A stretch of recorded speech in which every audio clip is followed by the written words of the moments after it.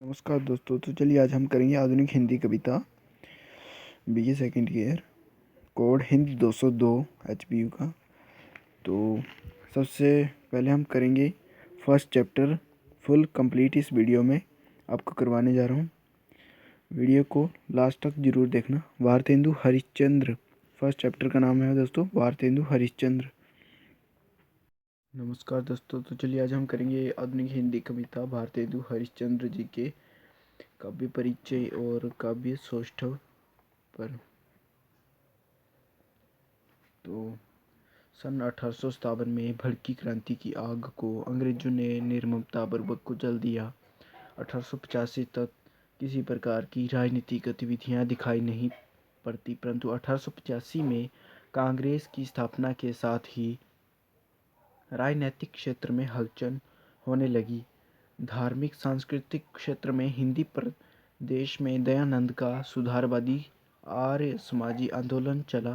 तो साहित्य क्षेत्र में भारतेंदु और उनके मंडल के अन्य साहित्यकारों ने साहित्य को रीतिकाल की वासना सरिता से निकालकर राष्ट्र प्रेम और समाज सुधार के पथ पर डाला। हिंदी गद्य का विकास हुआ और ब्रज की जगह खड़ी बोली काव्य भाषा बनी। बात करते हैं हम इनके जीवन परिचय के बारे में। भारतेंदु का जन्म 1850 में बाबू गोपाल चंद्र गिरिधर के घर काशी में हुआ। एक धनाढ़ परिवार में जन्मे हरिश्चंद्र को पिता से साहित्य प्रेम और भक्ति भाव विरासत में मिला था। 15 वर्ष की अवस्था में श्री जगन्नाथ जी की तीर्थ यात्रा में इनका परिचय नवीन बंगला साहित्य से हुआ और इन्होंने भी हिंदी में नाटक आदि लिखने का निश्चय किया। आगे चलकर इन्होंने हरिश्चंद्र मैगजीन, हरिश्चंद्र चंद्रिका तथा कवि वचन सुधा का प्रकाशन किया। उनकी समस्त रचनाओं की संख्या 238 के लगभग है, जो हरिश्चंद्र ग्रंथावली के रूप में एक ही जिल्द में छप चुकी है। उनकी 70 काव्य रचनाएं मिली हैं। भारतेंदु जी सरल, विनोदी, स्वाभिमानी और उदार स्वभाव के थे। अपनी उदारता के कारण ही वे अपनी सारी संपत्ति लुटाकर दरिद्र हो गए थे और प्राय कहा करते थे, इस दौलत ने मेरे पूर्वजों को खाया, अब मैं इसको जला रहा हूँ। जीवन के अंतिम दिनों में भी साहित्यकारों, दीन दुखियों की सहायता करते रहे। साहित्य के क्षेत्र में वे कवि, नाटककार, इतिहासकार, समालोचक, पत्र संपादक आदि थे। तो समाज एवं राजनीति के क्षेत्र में वे एक राष्ट्र नेता और सच्चे पथ प्रदर्शक थे। अनेक अवसरों पर इन्होंने अंग्रेज सरकार का विरोध भी किया। कहीं कहीं अंग्रेजों द्वारा किए कामों की प्रशंसा भी की। जब राजर्षि प्रसाद को अंग्रेजों ने अपनी चापलूसी करने के बदले सितारे हिंद की उपाधि दी, तो भारतेंदु के समर्थक साहित्यकारों और नागरिकों ने उन्हें भारतेंदु की उपाधि 1880 में दी, जिससे उनकी लोकप्रियता का पता चलता है। काव्य में उन्होंने मुख्यतः ब्रजभाषा का ही प्रयोग किया, परंतु कहीं कहीं खड़ी बोली में भी कविता की है। सन 1885 में 35 वर्ष की अल्पायु में उनके असामयिक निधन से ही हिंदी को बहुत हानि हुई। आगे हम बात करते हैं भारतेंदु का महत्व अथवा भारतेंदु काव्य सौष्ठव के बारे में। भारतेंदु ने पूर्व परंपरा का निर्वाह करते हुए जहाँ वीर गाथा परक विजय बल्लरी और विजयिनी विजय वैजयंती की रचना की, वहीं पर सूर, तुलसी और कबीर की तरह भक्ति रस की रचनाएं लिखी। रीतिकालीन घनानंद, बोधा, आलम और ठाकुर की तरह स्वच्छंद प्रेम वर्णन और प्रकृति चित्रण भी उन्होंने किया और रीतिबद्ध कवियों की तरह कवित्त सवैयों में रसभेद और नायिका भेद के ग्रंथ भी लिखे। हिंडोला और होली जैसे परंपरागत विवरणात्मक काव्य की रचना भी उन्होंने की। भारतेंदु ने परंपरा का अनुसरण ही नहीं किया, बल्कि अपनी अलग पहचान और परंपरा भी बनाई। भारतेंदु को आधुनिक काव्य का प्रवर्तक भी कहा जाता है। उनके काव्य में राजभक्ति, देशभक्ति, समाज सुधार, देश प्रेम, हिंदी प्रेम के साथ साथ परिहास भी है। कुछ उदाहरण दृष्टव्य हैं। पहला महत्वपूर्ण बिंदु है राजभक्ति। भारतेंदु को लगता था कि अंग्रेजी राज में सुख शांति है और विक्टोरिया के राज में भारत उन्नति करेगा, इसलिए उन्होंने लिखा, पूरी अमी की कटोरिया चिर जियो सदा विक्टोरिया रानी, राज करो सुख सौ तब लौ, निज पुत्र और पौत्र समेत सयानी। अगला बिंदु है देशभक्ति। 1874 तक प्राय भारतेंदु के काव्य में राजभक्ति है, परंतु इसके पश्चात अंग्रेजी राय की कमियां गिनाने और उसका विरोध करने लगे। भारत भिक्षा, भारत वीरत्व, प्रबोधिनी तथा राजकुमार शुभागमन में देशभक्ति का भाव है। भारत दुर्दशा में लिखते हैं, रहो सब मिली के आहू भारत भाई, हा हा भारत दुर्दशा न देखी जाई।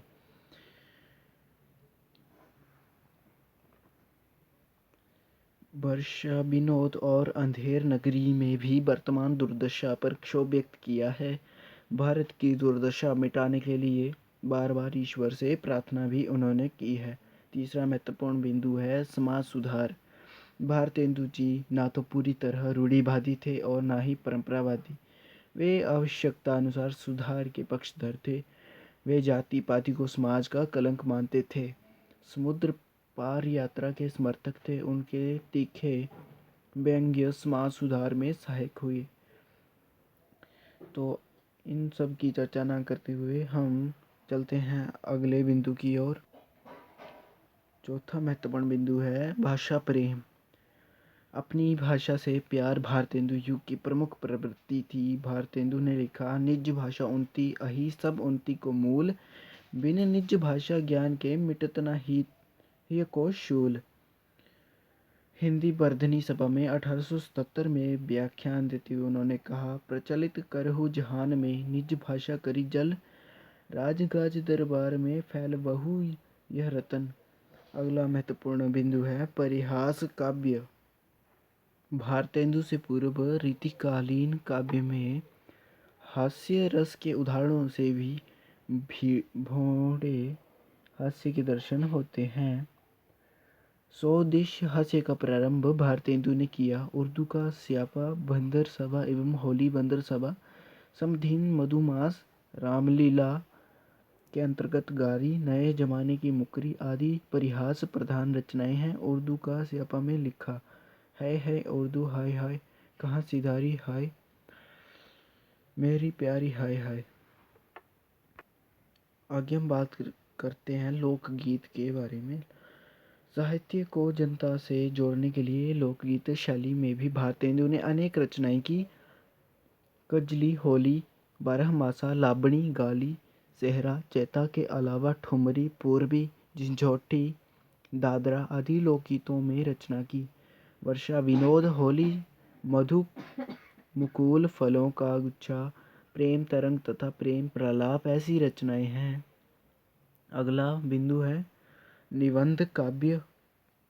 निबंध काव्य में किसी एक विषय पर सुसंबद्ध रूप से लगातार कई छंदों की रचना को निबंध काव्य कहा जाता है।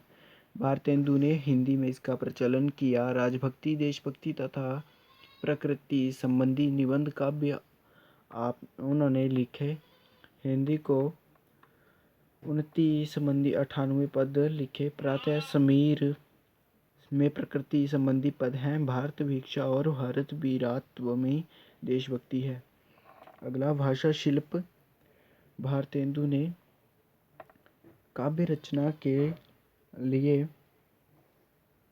सरल, सरस, प्रचलित एवं परिष्कृत ब्रजभाषा का प्रयोग किया है। उनके काव्य में तद्भव शब्द अधिक हैं। उर्दू का उन्हें अच्छा ज्ञान था। उर्दू के प्रचलित शब्दों का प्रयोग उन्होंने किया, यथा खाना पीना, नाच तमाशा, लाख, ऐश आराम सभी जैसे व्यंजन, नमक बिन त्यों, राम बिना काम सभी। अगला बिंदु है भारतेंदु ने काव्य रूप में भारतेंदु ने अधिकतर मुक्तक रचनाएं लिखी। निबंध काव्य वर्णनात्मक एवं विवरणात्मक काव्य भी लिखे। भक्ति परक स्त्रोत साहित्य में श्रीनाथ स्तुति, प्रातः स्मरण आदि की रचना की। छंद कृष्ण काव्य रचते समय पद प्रणाली अपनाई। कविता सभय्य श्रृंगार प्रधान रचनाओं में प्रयुक्त किए। लोक जीवन से लावणी, कजरी, होली आदि छंद लिए। रस भारतेंदु के काव्य में प्रमुखता शांत एवं श्रृंगार रसों की है। विनोदी प्रकृति के होने के कारण हास्य रस की रचनाएं भी की हैं। अन्य रसों की रचनाएं भी प्रसंगवश मिल जाती हैं। अलंकार की बात करें हम, भारतेंदु की भाषा सहज अलंकृत है। अनुप्रास, यमक, पुनरुक्ति, उपमा, रूपक, उत्प्रेक्षा तथा संदेह आदि अलंकारों का सुंदर प्रयोग किया है। प्राचीन परंपरा का निर्वाह करते हुए उन्होंने भक्ति और श्रृंगार पर एक काव्य रचना भी की, जिसकी उदाहरण अग्रलिखित है। भक्ति भावना। राधा कृष्ण के परम भक्त भारतेंदु जी ने ब्रजभाषा में सरस भक्ति के पद लिखे हैं। भक्त सर्वस्व, कार्तिक स्नान, वैशाख महात्म्य तथा उत्तरार्ध भक्तमाल उनकी भक्ति की रचनाएं हैं। दास्य और सख्य भाव की भक्ति उनकी है। दास्य भाव देखिए, प्रभु हो ऐसी तो ना विसारो, कहत पुकार नाथ तब रूठे, कहूँ न निभा हमारो, तथा मेरी देखू नाथ कुचाली, लोक वेद दौन सो न्यारी, हम निज रीत निकाली। रीतकालीन कविता में प्रकृति का स्वतंत्र चित्रण प्राय नहीं हुआ। भारतेंदु ने आनंदपूर्वक प्रकृति के सरस चित्र भी अंकित किए हैं। रीतिकालीन कवियों की भांति प्रकृति का उद्दीपक वर्णन भी उनके काव्य में मिलता है। अंतिम बिंदु है श्रृंगार भावना। भारतेंदु को विरासत में रीतिकालीन श्रृंगारिक कविता मिली थी, इसलिए श्रृंगारिकता का कुछ प्रभाव उनकी कविताओं में भी आना स्वाभाविक था। भक्त हृदय और देशभक्त होने के कारण उनके काव्य में नग्नता, घोर वासनात्मकता अथवा कोरा शब्द खिलवाड़ कहीं नहीं है। प्रेम सरोवर, प्रेमाश्रु, प्रेम माधुरी तथा प्रेम तरंगे में उनका प्रेम संबंधी आदर्श प्रकट हुआ है। यथा जिहि लही फिर कछु लहन की आस, नचित में होय जयति जगत पावन, कर्ण प्रेम वर्ण यह दोय। अर्थात जिसे प्राप्त करके और कुछ पाने की लालसा न रहे, मैं संसार की को जीतने वाले दो वर्णों के इस शब्द का नाम प्रेम है। भारतेंदु के काव्य में संयोग वर्णन बहुत कम हुआ है। वियोग ही उनके काव्य का केंद्र है। विरह का उदाहरण देखिए। हमारे नैन वही नदियाँ, बीती जानी अवधि सब पी की जे हम सो वदियाँ। भारतेंदु हरिश्चंद्र की प्रशंसा करते हुए सुप्रसिद्ध आलोचक एवं साहित्य के इतिहास लेखक डॉक्टर गणपति चंद्र गुप्त लिखते हैं, वस्तुतः भारतेंदु की समता हिंदी का कोई कभी नहीं कर सकता। अपने सांवरे के गुणों का गान करने वाले सूरदास में भावुकता तो थी, किंतु उसकी दृष्टि एक ही क्षेत्र तक सीमित थी। महाकवि तुलसीदास का भी क्षेत्र तो व्यापक था, किंतु उनका आविर्भाव ही उस युग में हुआ था जबकि आधुनिक राष्ट्रवादी दृष्टिकोण का विकास नहीं हुआ था। एक सच्चा भक्त, एक सच्चा रसिक और सच्चा राष्ट्रभक्त तथा प्राचीन और नवीन दोनों युगों का प्रतिनिधि कवि किसी को कह सकते हैं तो वह हमारी दृष्टि में एकमात्र भारतेंदु हरिश्चंद्र जी हैं। तो आज का हमारा प्रश्न खत्म हुआ। मिलते हैं अगली वीडियो में। Thanks for watching.